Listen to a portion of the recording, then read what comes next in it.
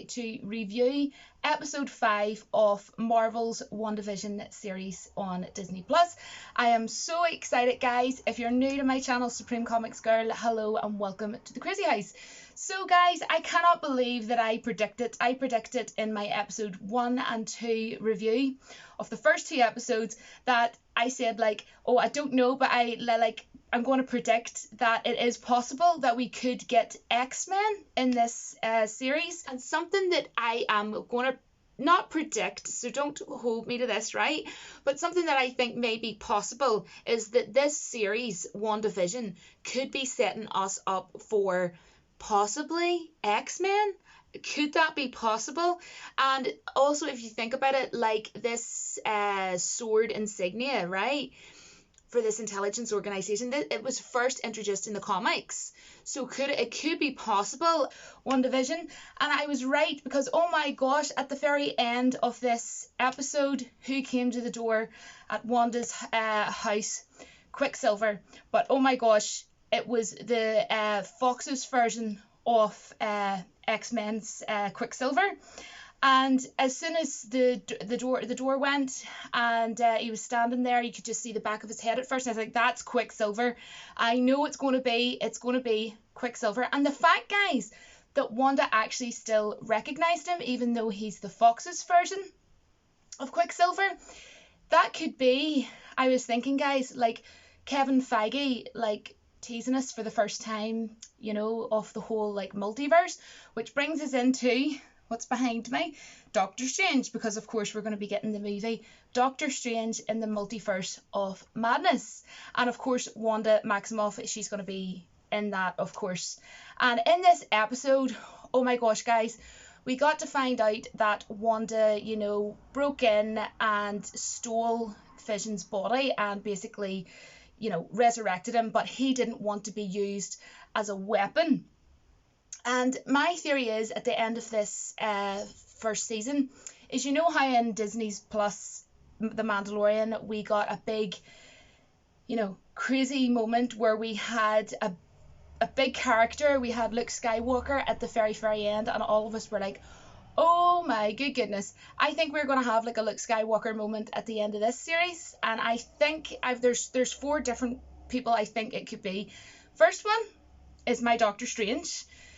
I think that's very possible, which will of course bring us into the Multiverse of Madness, and obviously, you know, Wanda's going to be in that.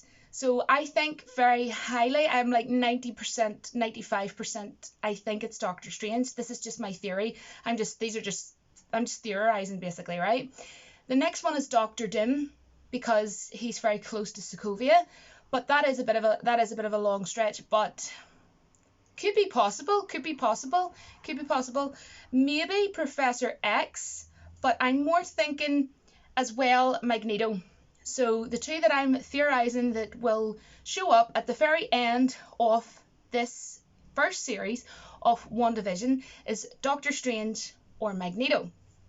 Now, I want to go back to Quicksilver, because when you see in this episode, Paul Bettany, who of course plays Vision, he was being very questionable. And then when he realized, like, the doorbell went, and the door went or wherever, right? And she said, that wasn't me.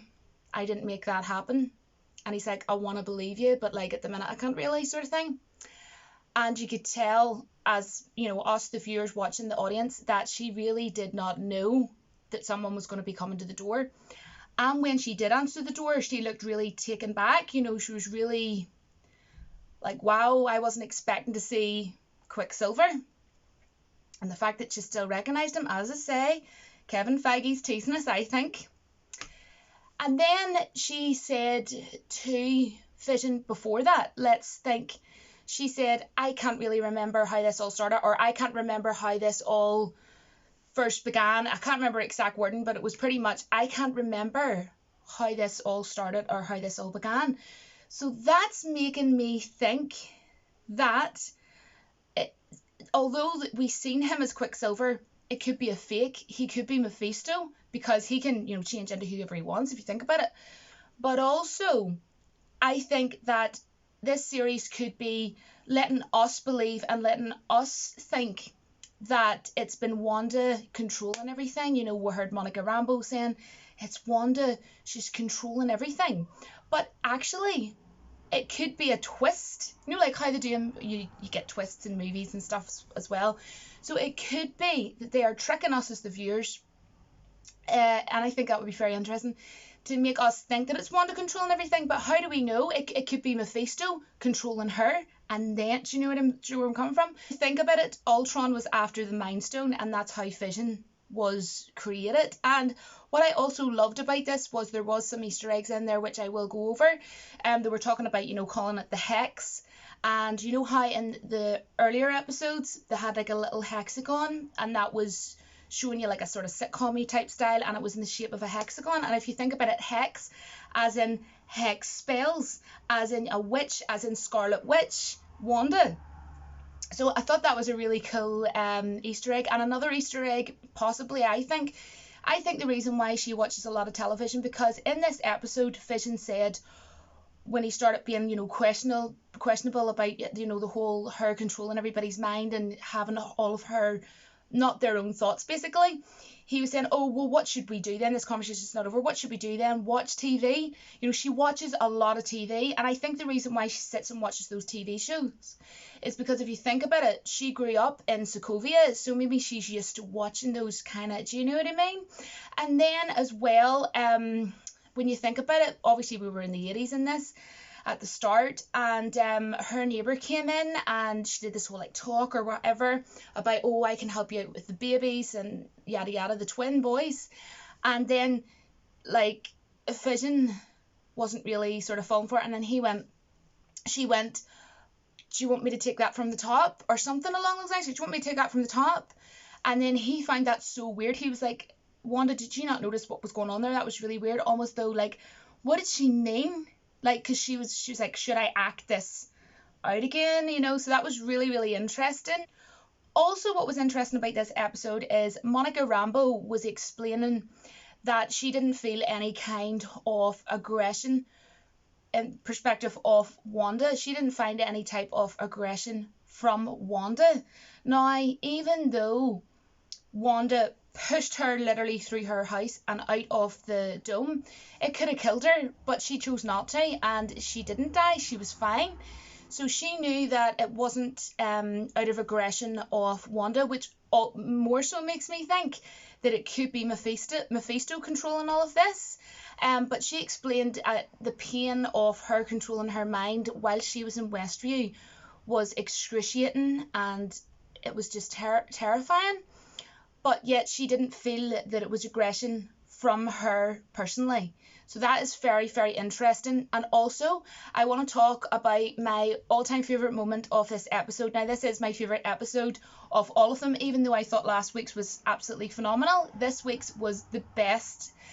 I loved the part when they sent in a drone, and she knew fine rightly, and she got the drone, and the way she brought it out of, she came out of the dome like a bubble of alternate reality, basically.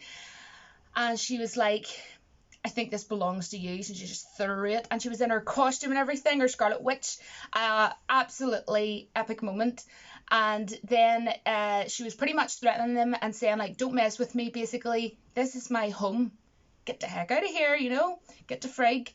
And then she basically used her powers, and instead of all of the weapons, you know, pointed at her, pointed them back at them basically. And, you know, Monica Rambeau was trying to convince her that, you know, we're on your side. I'm on your side. I want to help. But she wasn't having any of it. She was like, no, go away, leave me alone. But yes, my next prediction is it's going to be Doctor Strange, or it's going to be Magneto that we're going to be getting at the very end of the episode, like a Luke Skywalker moment, you know, a really, really big moment, and it's going to be the very end, at the very last episode, at the very end of this series, and I think it's going to be Doctor Strange or Magneto. I'm like going to say, okay, 65 to 70%, I think it's going to be Magneto. But I'm like, no, I'm so certain it's going to be Doctor Strange. So I'm going to go for Doctor Strange. But anyways, that's my little thoughts, my little theories, and what have you. I really did love this episode. I really enjoyed it, and I would like to hear all your thoughts, comments, opinions, and maybe even theories, anything that you're theorizing of what could happen. I cannot wait for episode 6, and thanks so much as always for coming back and watching my video, guys. If you would like to donate to my YouTube channel, I don't make any money from YouTube.